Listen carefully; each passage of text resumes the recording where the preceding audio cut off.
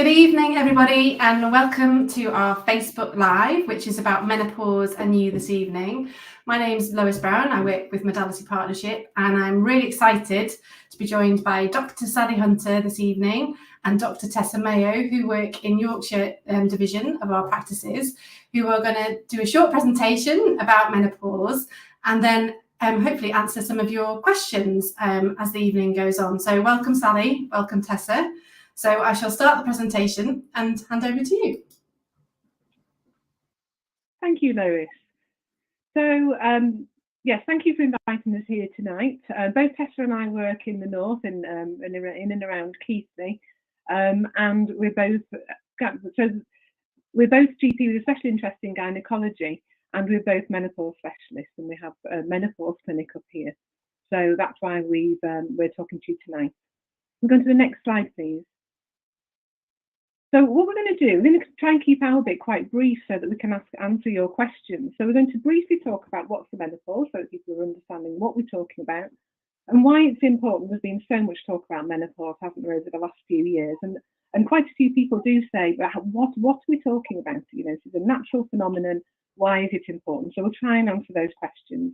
And then what can we do about it as well? So we'll talk about HRT, we'll talk about other options. And then we're going to open it to your questions, because what we want to do tonight is really answer your questions and inform you of the things that you're wanting to know about. If we go on to the next slide, please. So what is the menopause? So the menopause really is when periods stop. So when women are menstruating regularly, eventually their periods will stop, and it's a retrospective diagnosis that's made a year after you've had a last period. Now, not everybody is having periods, because lots of women are taking hormones either for contraception or to manage problematic periods. So it isn't always an easy diagnosis to make, but that is the definition. And probably more important to women actually is perimenopause. We hear a lot about perimenopause. And this is the time we'll talk about what's happening, but basically the menstrual cycle starts to change. There's a change in the periods in some shape or form. And then people become symptomatic, and it's often around the perimenopause when women are having most of their problems. Come on to the next slide, please. Oh, can we have the next slide? So when does it occur? So on average in the UK, it occurs around 51, so middle-aged, isn't it really? It does vary throughout the world. In Pakistani women, it tends to be younger, so they go through an earlier menopause around 47. But it's very normal to go through anywhere between 45 and 55. What's really important is women who have an early menopause. So an early menopause is a menopause under the age of 45, but particularly those women who have what we call premature ovarian failure or insufficiency. And that's when periods stop under the age of 40. And this is a really important condition that lots of women maybe don't come forward about, and we have done audits in our practice. We expect about 1% of women to go through an early menopause, and we certainly don't have 1% of women coming forward to see us. I will talk about it a little bit more and why it's so important. So come on to the next slide, please. So this is what happens when women are going through menopause. So they start off at the beginning. I don't know how well you can see the slide, with pre-menopause, and the hormones are very cyclical. So the orange line is the estradiol, the estrogen level, and that is in cycle with your menstrual cycle. The bottom one, the blue one, is the progesterone level, and again, they're cyclical. And women recognise these cycles, don't they? Not only through their periods, but also the cyclical mood changes, changes to the skin, and other effects of the hormone. And even in premenopause, lots of women will take hormones to try and manage these symptoms. But then what happens in perimenopause? So that's the number one. And the orange line, you can see it's really erratic. And this is what's problematic for women, because one day they can feel perfectly normal and the estradiol level can be in the normal range, they feel great. And the next day it's really, really low. And this erratic change in and fluctuation of the hormones gives women some really, truly awful symptoms that they have to deal with. And then what happens after menopause is that the estrogen level just falls and stays low. And actually, when the estrogen level is at a low level and stays at that low level, then often the symptoms improve. So it's often the fluctuations in those hormones that are difficult to deal with. So can we look at the next slide?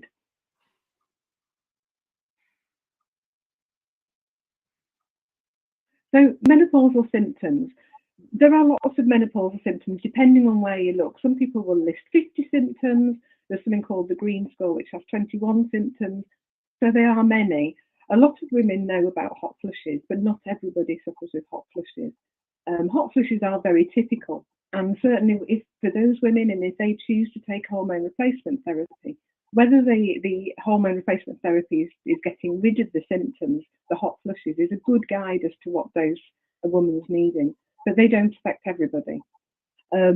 Sleep problems is actually really common, and actually disturbance of sleep is probably more common than actual hot flushes. So the sleep disturbance isn't just due to the hot flushes waking women up, it's also due to the low melatonin that happens in the menopause. And that can lead to lots of the problems. So women feel tired, don't they? Does it have an effect on memory as well? We know that there's changes in the brain, in the left side of the brain, that happen as a consequence of lower estrogen level, and that affects women and gives them things like brain fog.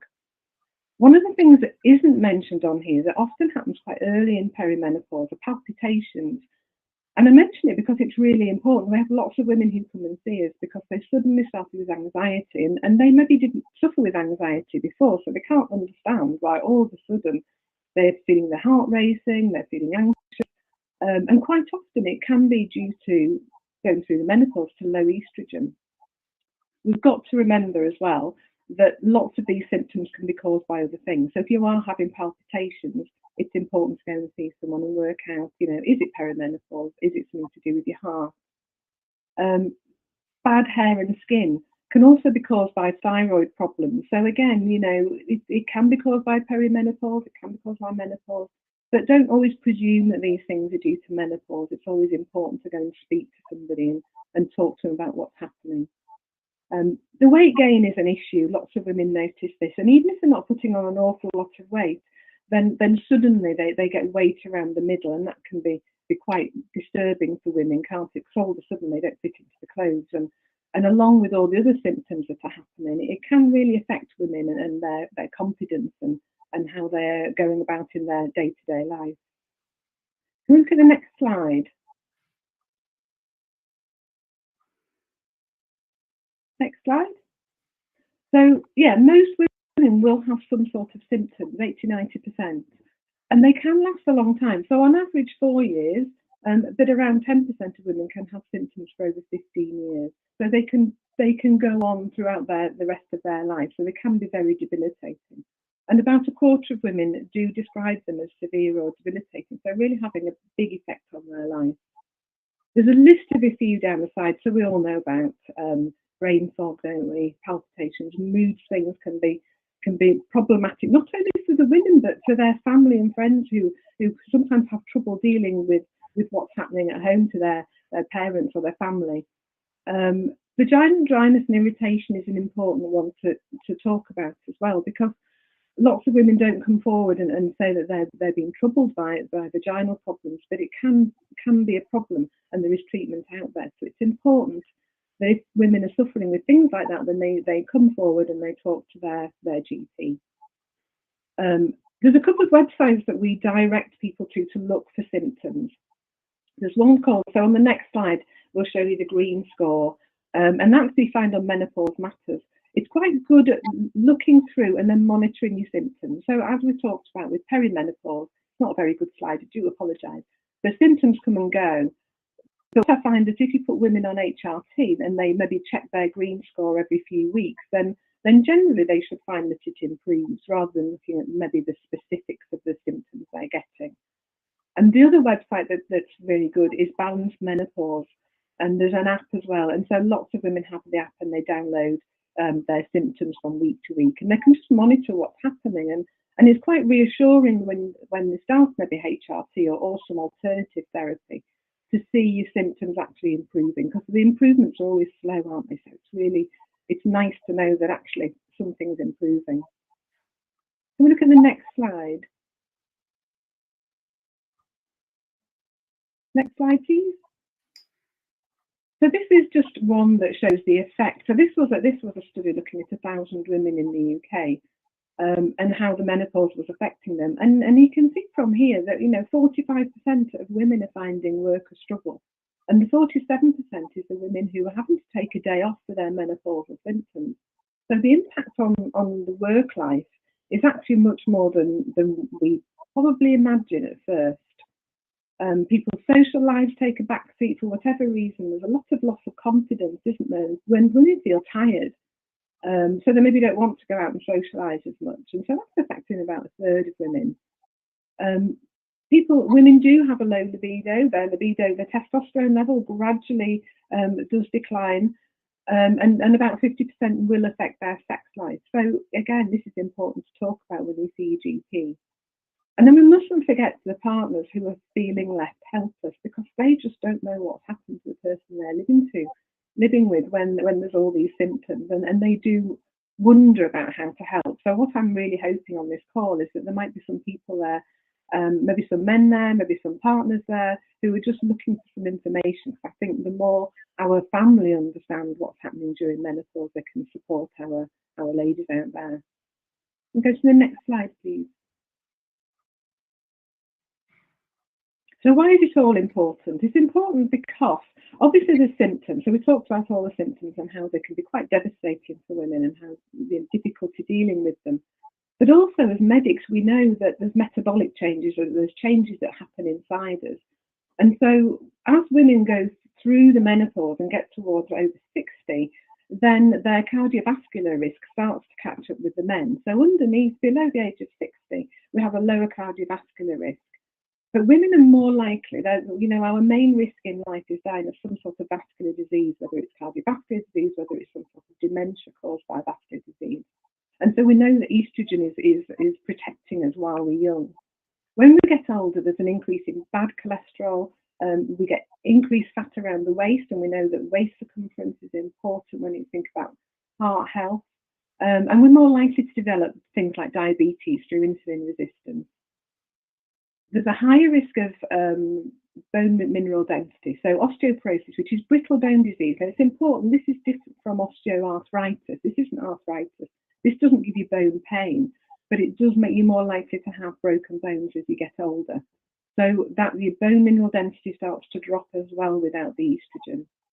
And yes, like I said before, the increase in vascular disease. Look at the next slide, please.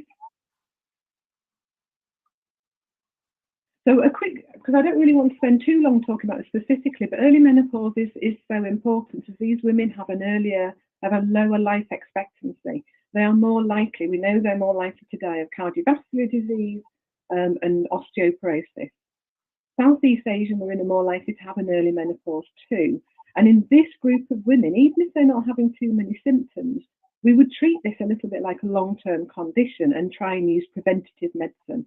And so in this group of women, we would really, unless there was some reason why they couldn't have HRT, we would recommend that they're having HRT until at least age 51, which is the normal age of menopause. Next slide, please. So what can we do to help? So Tess is going to talk through treatment for HRT and some alternatives as well, because HRT isn't for everybody, and it isn't what everybody wants either. And alongside that, in our menopause clinic, we spend a lot of time talking about lifestyle changes. We've just talked about the higher risk of cardiovascular disease and how important vascular disease prevention is, and bone health. And so it's about lifestyle, making good lifestyle choices. So things like stopping smoking, not drinking too much alcohol, improving your diet, are all really important. We know that exercise actually increases the size of the hippocampus. This is the part of the brain. And this is the part of the brain that when it lacks estrogen, stops working as well. So exercise is really important to help your brain work well. And having just maintaining a healthy weight, avoiding processed foods. So there's all that sort of lifestyle changes.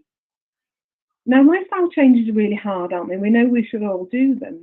If we just go to the next slide. So modality patients, they're able to access something called the Goki app.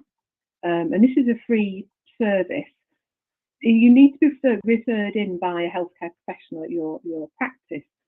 I know the slide you can't see the detail, but basically you would be talked through how to upload this app onto your phone. And then you get some one-to-one health coaching. Now, this is really important because we think everybody really knows what we should all be doing, but none of us are perfect, are we? So this app will help people to be motivated to make little changes and make good choices. So I'm going to pass over to Tessa now. She's going to talk about, and then a little bit later on, if you've got any questions, please save them up to the chat and we'll try and answer them. Thank you, Sally, and good evening, everybody at home. So, as Sally said, in addition to all the lifestyle changes that can help with your menopause, there's also hormone replacement therapy, which is something that a lot of women are looking into nowadays. And it's not something that's right for everybody, but it does have benefits. Now, what is hormone replacement therapy? So there's two parts to HRT. It's the estrogen, which is the hormone that treats the menopausal symptoms, but then you also need to have progesterone, which is the hormone that protects the endometrium, which is the lining of the womb. Because we know that if we give estrogen, that over time that will overstimulate the womb lining without having the progesterone to protect it. However, it's worth noting that for women who've had a hysterectomy and therefore don't have a womb, they would only need the estrogen hormone. The other thing to be aware of with hormone replacement therapy is that there's two different types of regimens. So we have the sequential regimen, which is sometimes called the cyclical regimen. And this is for women who are perimenopausal, so they haven't finished their natural cycles, so they have a bleed within their hormone replacement therapy. And they will take estrogen all the time to help with the symptoms, and they'll only take progesterone for part of the month, usually about 14 days, and they'll tend to have a bleed shortly after stopping the progesterone part of their HRT. What we know is that women who are menopausal, so have finished their periods, they don't need to have that bleed because the lining of the womb is more stable, so they can have a continuous HRT regimen where they get the same hormones every day, both estrogen and progesterone. And this is about 80% of women, once they get to 54, will be at this stage. Now, what we know as a general summary is that the benefits of HRT to treat the symptoms of menopause generally outweigh the risks for most women. But it is an individualised decision and an individual discussion about the risks for every woman. And that's where speaking to your clinicians to guide your decision making can be helpful. Next slide, please.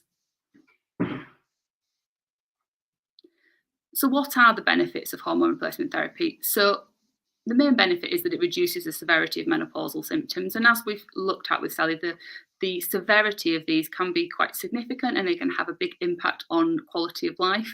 So this is really important for some women. There are other benefits as well. So it reduces the risk of osteoporosis, that's the thinning of the bones and the fracture risk. And it's actually very effective at doing this and protecting the bones longer term. And the other benefit is that it reduces the risk of cardiovascular disease. And as we've talked about, the menopause is a time where your estrogen levels fall and your cardiovascular disease risk can increase. Now, what we know that if you start hormone replacement therapy within 10 years of your menopause or under the age of 60, that this can reduce your risk of cardiovascular disease in the future. And that's a significant thing to be thinking about, given how common it is in women. But what are the risks of hormone replacement therapy? Well, the main risk to be aware of is the increased risk of breast cancer. And what we know is that approximately 5 more women out of every 1,000 who take HRT will have a diagnosis of breast cancer over a 5-year period. But interestingly, we also know that it doesn't increase your risk of a death related to breast cancer, it increases your risk of a diagnosis. But that is an important thing to be aware of when you're making a decision about whether you want to use HRT. The other 2 risks to be aware of is an increased risk of deep vein thrombosis, so that's blood clots in the legs or the lungs, and increased risk of stroke. Now, we know that only certain types of HRT have these risks associated. So if you take the estrogen part of your HRT as an oral tablet, then you do have an increased risk of DVT and stroke. But we don't believe there's any increased risk if you have your estrogen in another form, for example, through the skin. And we'll talk more about the different ways we can do that in a minute. So these are things to bear in mind when you're looking at an individual decision. You know, if you have risk factors for strokes or blood clots, for example, being overweight or migraines, it might be prudent to consider a transdermal through the skin form of estrogen. And again, if you had a family history of breast cancer, for example, you might want to have a bit more discussion about that as well. Next slide, please.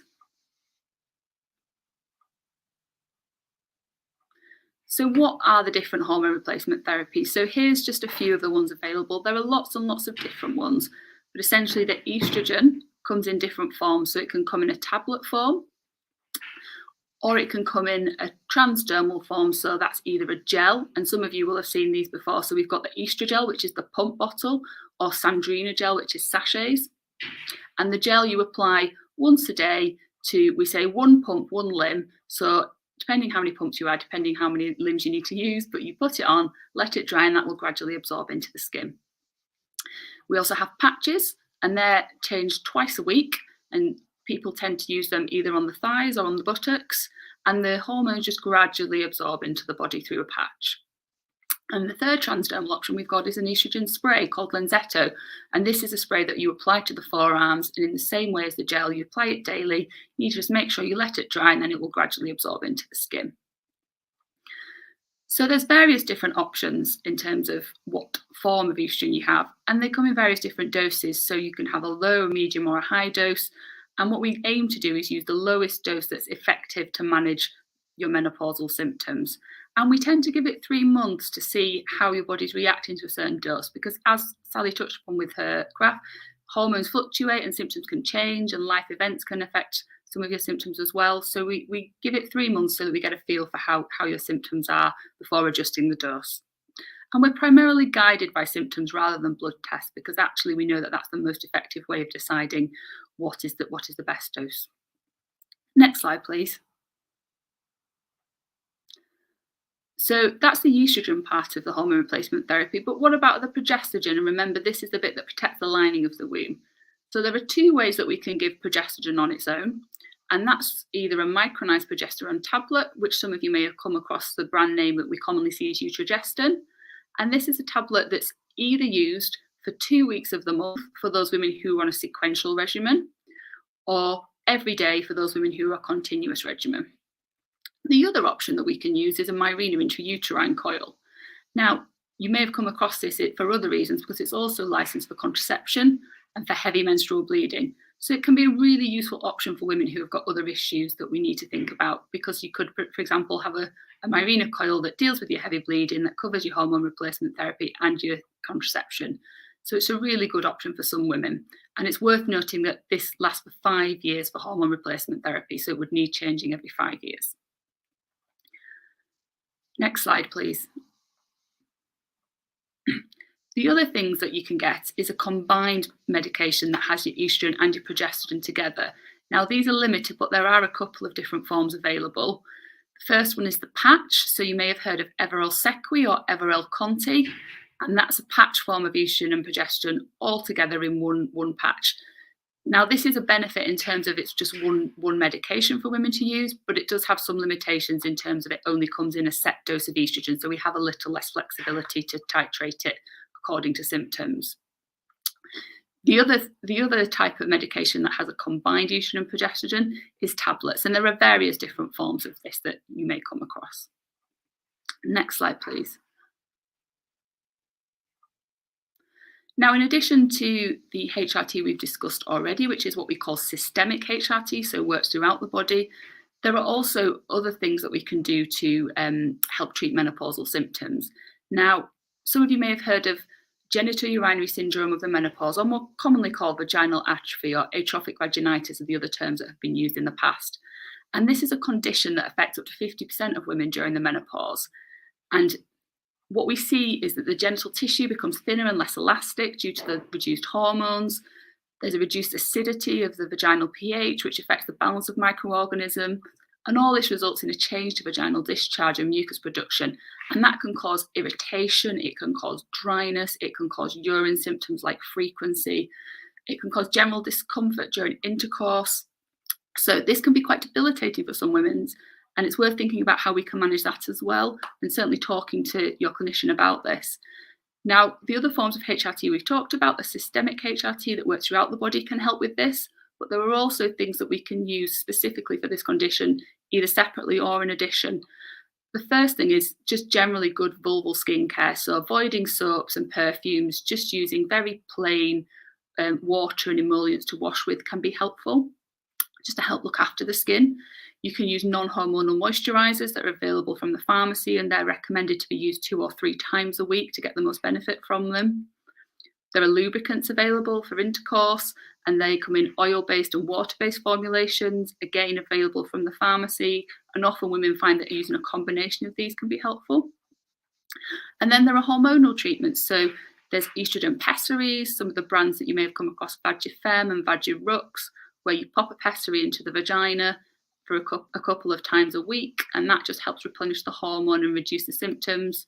There's a similar cream that can be used in a similar way. And there's also estrogen rings that can sit up at the top of the vagina, and they're changed every 3 months. So there's various different options to treat genitourinary symptoms in addition to the hormone replacement therapy. And some of these are good options for women who don't want to have systemic HRT, but do have specific genitourinary symptoms. Next slide, please. Now, the other thing that it's worth having a bit of a discussion about is loss of libido, because this is something that we often speak to women about in the menopause clinic. And it's really important to be aware that this is a multifactorial issue. So there are biological elements to it, but there's also a lot of psychological factors that affect libido and social factors within relationships as well. But from a biological point of view, what we know is that estrogen can help maintain and improve libido. So the first thing that we would do is actually replace estrogen through the forms of HRT we've discussed.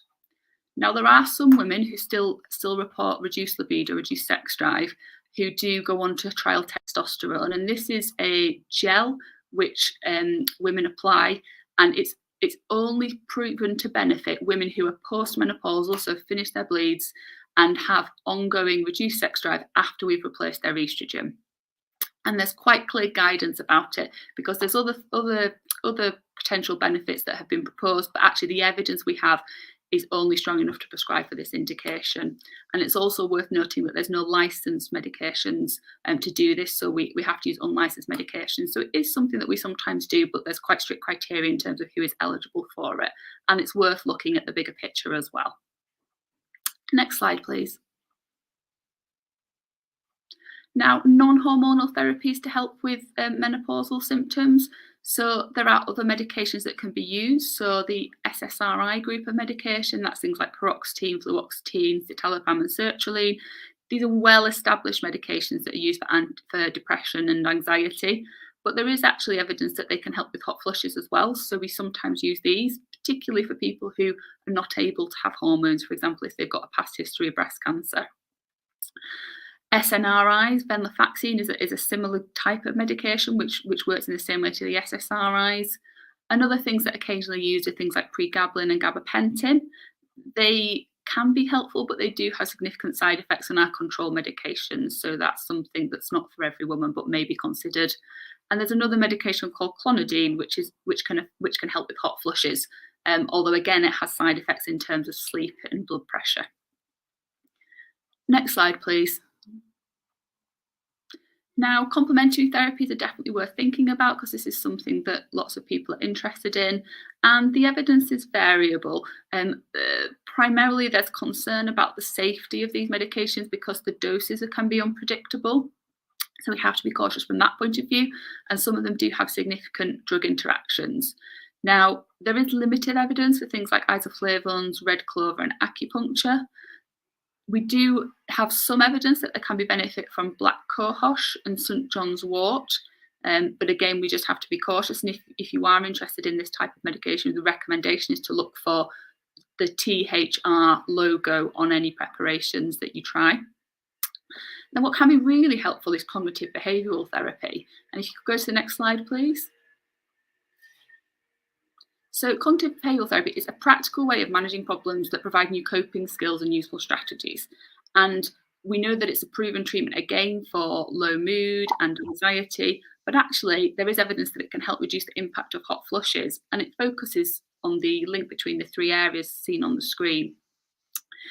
Now, we know that the threshold for your hot flushes narrows when you're under stress. So again, the benefits for anxiety can help from a CBT point of view as well. And if anybody's interested in looking into this further, the Women's Health Concern website, which is the patient-facing branch of the British Menopause Society, have got a fantastic patient information leaflet on CBT, which I would encourage you to go and look at if you're interested. And that's everything from me. Thank you.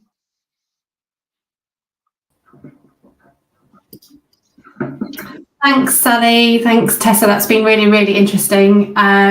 We had a bit of a nightmare with the actual Facebook link. So we are live on YouTube, and we shared lots of YouTube links on Facebook. So we want to apologise that it hasn't appeared in the place you thought, but we will be resharing this. And I think it's only an excuse to do it again, Sally and Tessa. I'm sorry, but we've got people watching on YouTube and people joining and asking questions.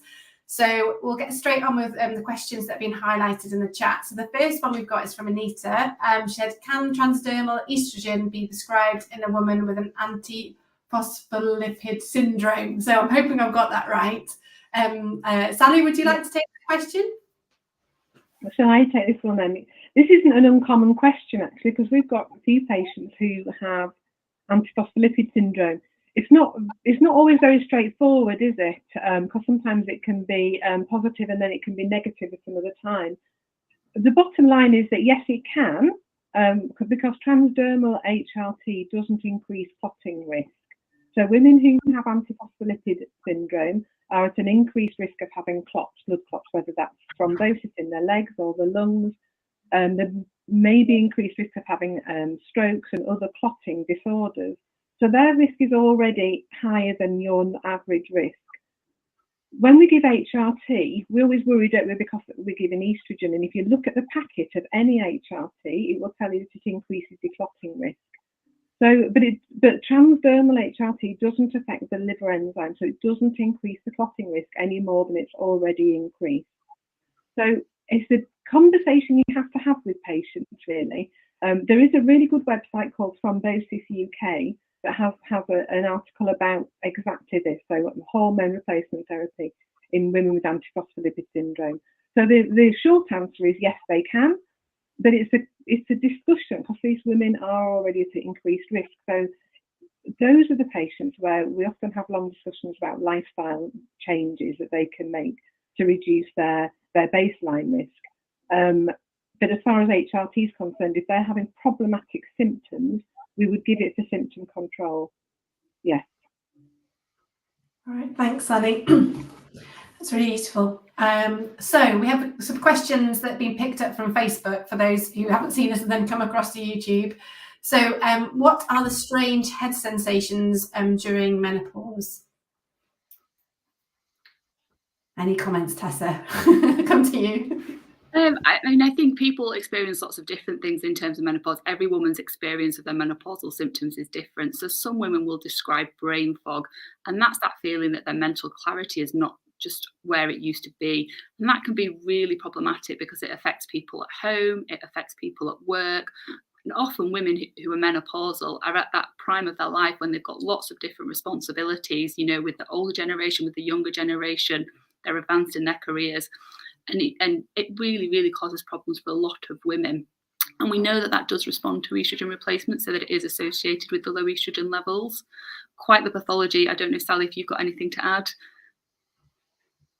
Not really. I mean, I think that's, the sensations, whether it's the sensation that because of the nerve, really, because estrogen does affect every part of your body, doesn't it? So lack of estrogen does affect your nerve endings, and we kind of know that people experience odd sensations on the skin. So I guess the head sensation is just to do with that. Like you say, before when we said it depends on where you look. Some people say there's 50 symptoms of menopause, some people only 20. Estrogen just affects all your body. So I think, like you say, it's different for different people.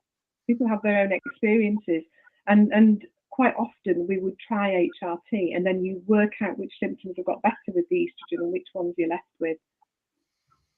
That's really useful. You were saying about people might kind of get that brain fog and they're struggling and get quite anxious about the fact if they are at work and they probably feel that pressure that, oh my goodness, I'm going to get something wrong, or I'm not going to perform, or I feel like it's not really a proper thing and they won't believe me. If you got any advice about how they should maybe handle that talking to their employer at work, I'm sure you get that question probably when you talk to women in surgery. Yes, it is something that women do. Yeah. Yes, I mean, is there tackle it, There's a big push, isn't there, from government that large employers should have a menopause policy. So it's something that within Modality we've got, haven't we, for all our employees. And so I would really hope that people feel happy to go and speak to their line manager, and then they can speak to our HR department, who will talk them through different things that we can adjust for people who are having those sorts of problems. So yeah, when menopause in the workplace is a big deal at the moment, isn't it? And when we see how many women are affected, and so many women when they get to their sort of late 40s and 50s are either leaving work or they're going part-time. And a lot of it is lack of confidence, and and the brain fog, and they feel like they're not performing, as well as all the other things that they've got going on in their lives. So I would advise anybody. So if you look and look at your work, where you're working, is there a menopause policy in place? And I think if there isn't a menopause policy in place, you need to be speaking to your line manager and asking for one, because there's lots of resources, aren't there? There's lots of resources on the government website to help employers be better employers. We know this is really important. Yeah, and I think it's been really topical, hasn't it? Because Davina McCall has made a massive noise about it, and other more people in the limelight. And although I think it caused us in general practice a lot of problems when she did it, everyone was phoning up. But it actually has really raised people's awareness of what's the menopause and in the workplace and in life. And this kind of leads on to the next question: is what should I tell my husband about menopause? Because you did mention it in your presentation about your partners in people's lives, and how to help share them to live with you in these times. Tessa, I think it's sharing as much information as possible. People generally find is helpful. So, whether that's through having discussions, whether that's through signposting them to some of the resources we've talked about, because actually a lot of these things, when it's a problem shared, it makes it much more manageable at home. And it's that understanding of what women are going through and the wide range of symptoms, because we're learning more and more about it as healthcare professionals every year.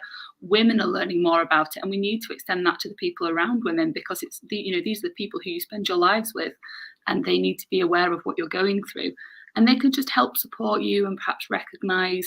Sometimes it's really helpful actually in terms of what people's family and partners have noticed in terms of whether they're responding to treatment, because it can be really hard when you're in the middle of it to see the wood from the trees sometimes.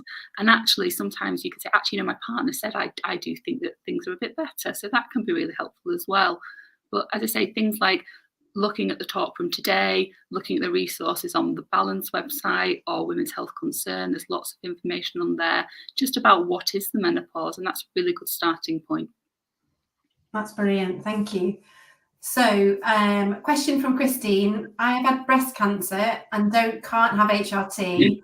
I use Vagifem pessaries and lubricants. Is there anything else I can do to manage my symptoms? Sally, that's a really common problem, isn't it? And that's why we get lots of women referred to our menopause clinic to talk about this, don't we? Because breast cancer is really common, and so lots of women, by the time they get to be menopausal, have maybe got a history of breast cancer. I suppose it is important that not all breast cancers are the same. So there's estrogen receptor positive and negative ones. Some people will prescribe for breast cancer.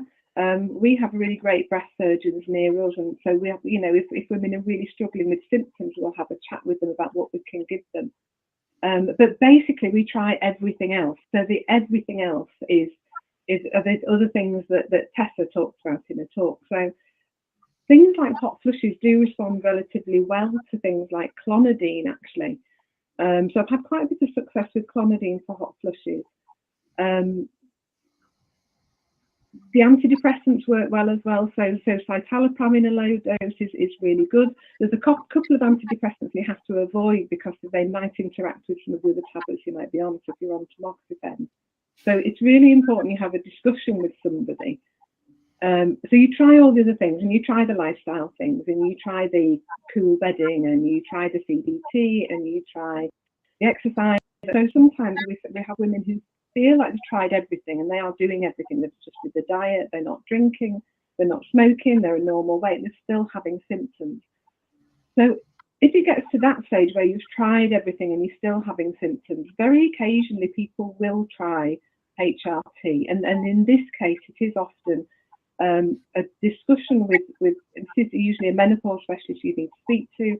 They would probably speak to the breast surgeon, and it would be balancing the risks and the benefits. Because if you're having debilitating menopause symptoms, then you may well want to just take that little risk of taking some estrogen for a short time to try and make your symptoms better.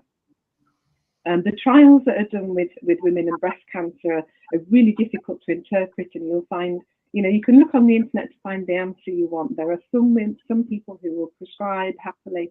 There's some people who will say absolutely blanket no. We try to sort of go somewhere in the middle, don't we, Tessa, and try and work out really what the symptoms are, what are the concerns.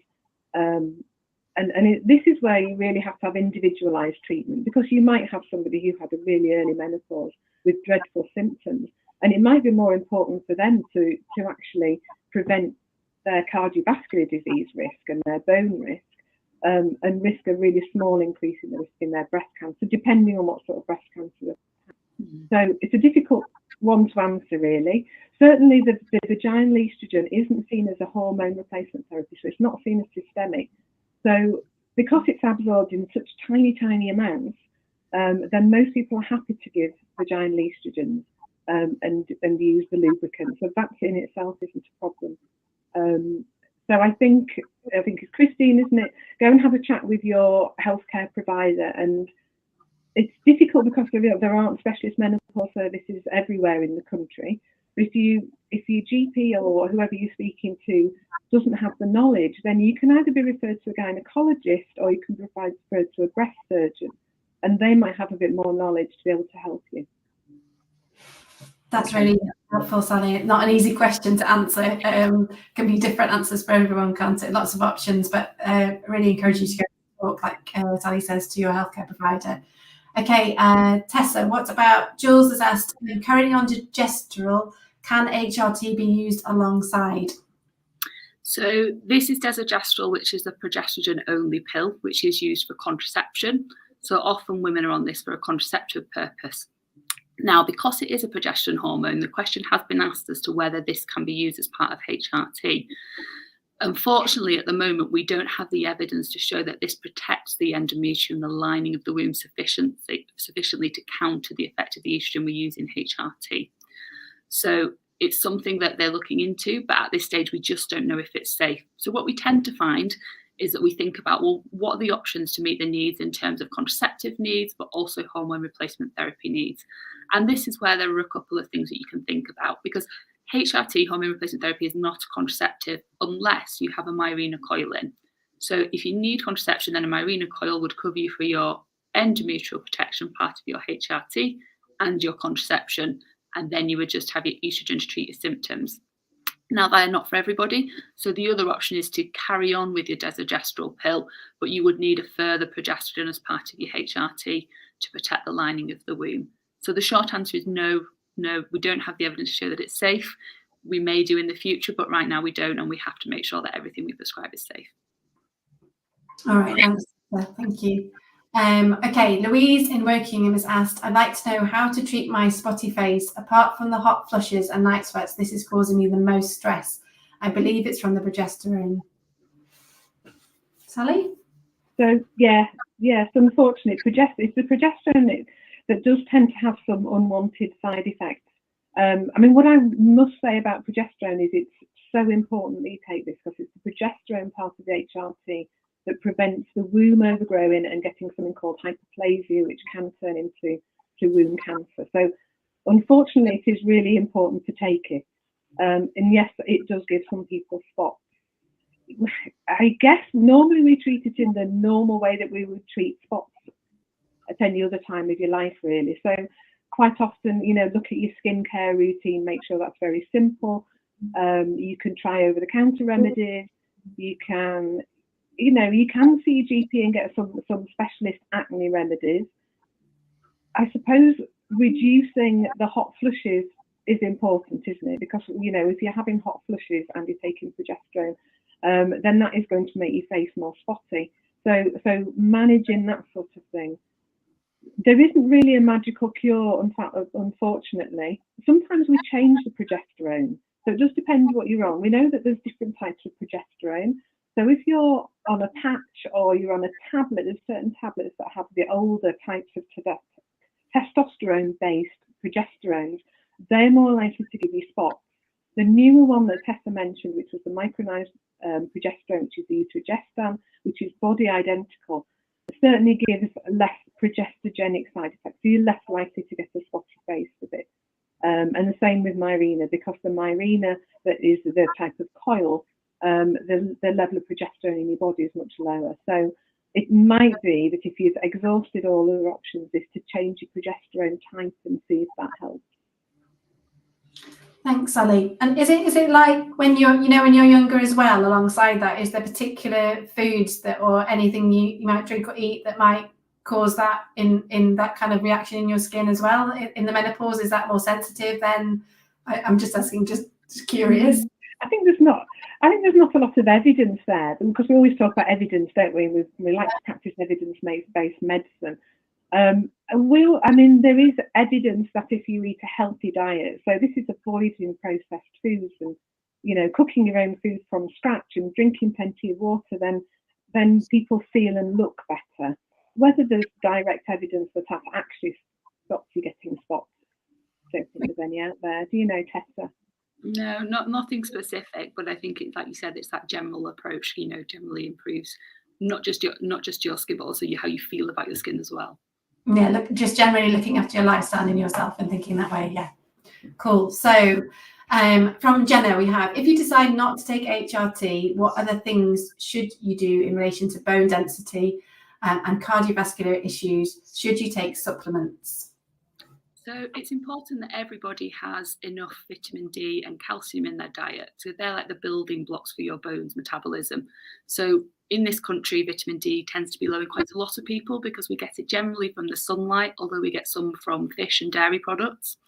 But obviously where we are in this part of the world, sunlight can be quite limited at times. So it's not uncommon that people are low in their vitamin D. So a lot of people do choose to take a vitamin D supplement over the counter. The other thing that can be helpful if you have a restricted diet, particularly, for example, if you're vegan and you have a low calcium intake, there are some people who benefit from calcium supplements. And there are, if you look online, calcium intake calculators. The British Dietetic Association will have links to those to check that you're getting enough calcium to give your bones the building blocks they need. The other things then that you want to think about in terms of reducing your risk of osteoporosis is weight-bearing exercise. So it's important that some of your exercise is weight-bearing because that is helpful for the bones. Alcohol intake and smoking can also increase your risk of osteoporosis. So they're factors to think about as well. And again, going on to cardiovascular disease, a lot of these things fit together. So again, not smoking, exercise, 5 times a week, including your aerobic exercise and also your strengthening muscle-based exercise, will all help reduce your risk of both of these things. So they're helpful for both. Essentially, there's a lot of overlap there. Brilliant, thank you. I'm going to make a plug for one of our previous Facebook Lives we did with Vivian, who did on heart disease and looking after yourself and basically staying healthy in December. There were 2 Facebook Lives with really, really good information about how you can adapt your lifestyle and look after your blood pressure, weight, all of that, and also talks more about the Goki coaches that Sally was talking about, the one-to-one health coaching support you get from your smartphone if you register with us as a modality patient. I'd encourage you to look at our YouTube channel, subscribe and like that, and look at that. It's fascinating. My father-in-law's now addicted to Pam's way of working and other friends I've told about. So have a watch of that. It's on our YouTube channel and on Facebook. Okay, another question. What about sleep in menopause? A lot of people having problems being restless at night and hot and cold. Is there any practical tips that people could adopt? Sally? It's general help with sleep, really. So before, Tessa mentioned CBT. So CBT is proven to help menopausal symptoms. So I would go to the Women's Health Concern website, which, as she said, is an arm of the British Menopause Society. So it's all really good advice. And on there, as well as the CBT leaflet, there's also one called Sleep. I think it's called Sleep and HRT, or Menopause and Insomnia, something like that. If you look on there, there's quite a lot of useful leaflets anyway. So there is one about insomnia. It's general advice. So the advice is really to try and get at least 7 to 8 hours sleep a night. And that's quite a struggle for lots of women, isn't it? It's about not going to bed too early. It's about not napping. It's about having a regular getting up time. So it's really tempting when you're not sleeping to think, oh, it's the weekend, right, I'm going to sleep until 10 o'clock. And that actually throws the whole pattern out. So it's important to have what we call good sleep hygiene. So a getting up time is much more important than the going to bed time. So even if you only get a few hours sleep, then still get up at the same time in the morning. Make sure that you're not napping for too long in the day and you don't have any naps after 3 o'clock in the evening. And again, things like alcohol. So alcohol really affects sleep. So people think it helps them get to sleep, and it may well do, but it does affect your quality of your sleep. So just be careful what you're doing with alcohol intake. Exercise, again, that increases circulation to your brain, and it does improve quality of sleep. So it's doing all the other things, and sometimes it might be accepting that sleep isn't always so good in menopause, and that's due to your lower melatonin level. Try not to be taking supplements to help you sleep. And sometimes that acceptance that you're not going to sleep that well, or you haven't slept that well, but you're going to get up in the morning and carry on your day, actually helps you deal with it rather than the frustration. So of course, it's very frustrating, isn't it, when you've had a bad night's sleep and you desperately want to make up for it. So no magical answer, I'm afraid, but lots of things you can try. It's worth mentioning as well, I don't think we said before, but the micronized progesterone tablet, the Utrogestan, one of the side effects of that is that it can make you feel drowsy.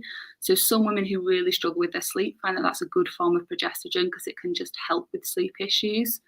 So that's worth being aware of. And the other thing is that actually your sleep needs will gradually decrease often as you get older. So sometimes there's a worry that you're not sleeping as much as you did in the past, but for some women, they may not actually need quite as much sleep. So again, there's lots of factors to consider. Thank you. Right, we have a question from Fiona in Hull. I feel so tired all the time. How can I get my energy back? Any tips? Well, I think tiredness is a really common symptom of the menopause, and tiredness is a tricky one because there are other things that can cause tiredness. So it's important, if tiredness is persistent, to maybe make sure there's nothing else going on, whether you need to get your thyroid checked, whether you need to make sure you're not diabetic, for example. So it's worth perhaps thinking about speaking to your GP about that if it's not being done. But if that all comes back normal, tiredness can be affected by, it's one of the menopausal symptoms. It can be affected by your mental state as well. So we know that things like depression, anxiety, low mood can affect your tiredness, your fatigue levels. So it's the lifestyle approach of things that Sally talked about. So things like actually getting exercise, although it seems counterintuitive if you're feeling tired, but being physically active can help with your energy levels. Trying to get good quality rest in a good routine, as we've already talked about. Some people do find that taking hormone replacement therapy can help with tiredness. It's one of the symptoms that people do find it's helpful. So that may be worth considering if it's the right choice with you, looking at the bigger picture. Brilliant, thank you. Someone's asked a question, Tanya has asked, how easy is it to access HRT therapy in England? Because obviously, if you remember, there were obviously problems in the past with shortage of medication. Is that still an issue, or is that better than it was? I think it's sorted itself out now. There have been shortages. So you mentioned Davina. I don't think I ever do a menopause talk without mentioning Davina, because she raised awareness of menopause, which has been brilliant. But it also caused a shortage in the supplies of HRT, didn't it?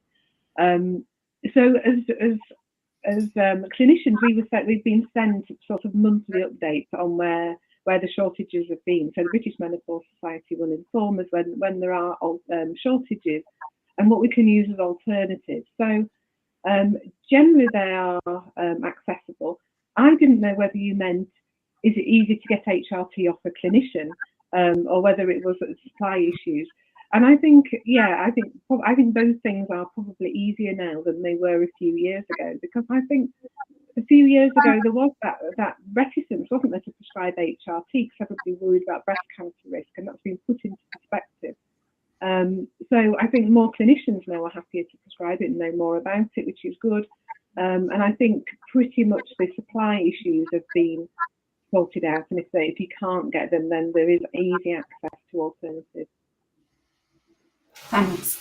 So from Annie, we've got how often do you recommend your HRT regime is reviewed? Because obviously long-term conditions, they have annual reviews and things. So when you're going through the menopause and you're being, how often should you have that sort of regime reviewed? So we like to review everybody 3 months after starting HRT or after a change, and that's to check whether it's working, is it effective for the symptoms, are there any side effects, and also we like to keep an eye on people's bleeding patterns as well to make sure that there's no concern about those. Now we know that when you start HRT or change HRT, it can be normal to have irregular bleeding for sort of 3 or even up to 6 months, but it's something that we want to be keeping an eye on because we may need to tweak your treatment to make sure that it's settling down. Once you're established on a HRT regimen, we review everybody once a year. And that's to have a discussion about, again, how well are your symptoms controlled? Are you getting any side effects, including bleeding? But also, has anything changed? You know, have you been diagnosed with a new health condition? Has your family history changed? Because that might prompt a reassessment of what's the best, the safest option for HRT for you, taking all those factors into account, or whether you want to continue hormone replacement therapy. And at some point, there becomes a decision in terms of whether you want to stop or reduce your HRT.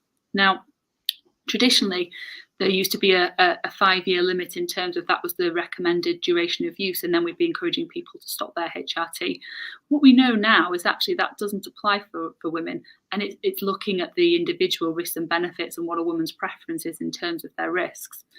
Now, when you stop your HRT, often you can get some symptoms recurring when you stop your HRT, but that tends to be transient and passes after a few weeks.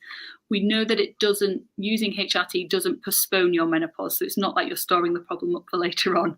But what we don't know until we stop your HRT is whether you're still having symptoms. And as Sally touched upon, some women will have no symptoms at all. 10% of women will have symptoms for 15 years or more. So really, it's very different from woman to woman, but we should be reviewing it once a year to have that conversation. Thank you. So we're coming towards the end of the session. I haven't got any more questions to ask at this moment. Is there anything else, Sally and Tessa, you would like to share? I was thinking we should probably collate all those links you had in your presentation in a nice sort of way that people can access it, maybe on a web page or something, into categories, and that might help people out to be able to share that information. Is there anything else either of you would like to share?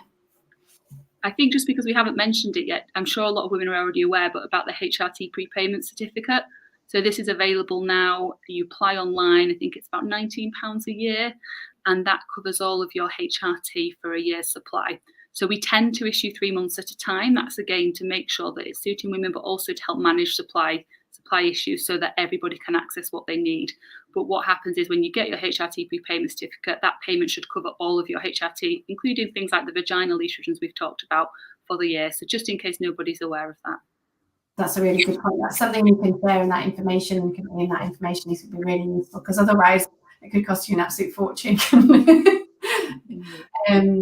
The other thing that's probably worth mentioning that we can also put out there is actually how people are using their HRT. So we find in the clinic that some women aren't responding very well. So they come back and they're quite frustrated because they're using quite high doses of whatever it is. And actually it's really common. And I think it's because we don't have much time as GPs to explain how to use treatment. But there's some really good videos out there that we use, how to apply a gel. And gel's one of them, and Tessa was really good. We now advise that we 1 pump per site or per limb, so that because sometimes people are using 4 pumps all at once on one leg or something. Now that's a large amount of gel to try and rub in, but also it's not absorbed properly. So how people are using their preparations is actually all important. And so there is a few videos that if people want us to put on, we can put those on. They are freely available on some of these websites. But it is really important how women are using their HRT as to how they're responding. That's great. I think all of that would be really useful. And carefully about how we can share all that information in a good way and easy format for people to access. So we've literally got 1 minute left, so I'm going to say a massive thank you to Sally and to Tessa for joining us this evening and for asking the questions. Thank you to everyone for asking questions. If we've missed any, we will try and incorporate that in our information afterwards. Apologies again for the Facebook Live not connecting, but we are on YouTube and lots of people on Facebook have joined us on there, so which is brilliant. I think it's a topic that we need to revisit and do another session, maybe just more about with the questions just for the shorter start, and then and that time hopefully Facebook will actually work properly. But thank you again for joining us. I should say, in the usual format which you're not used to, is like, subscribe and share this everywhere, so we can get that information out there for everybody to see. Thank you, and we will see you again soon for another Facebook Live. See you later. Bye.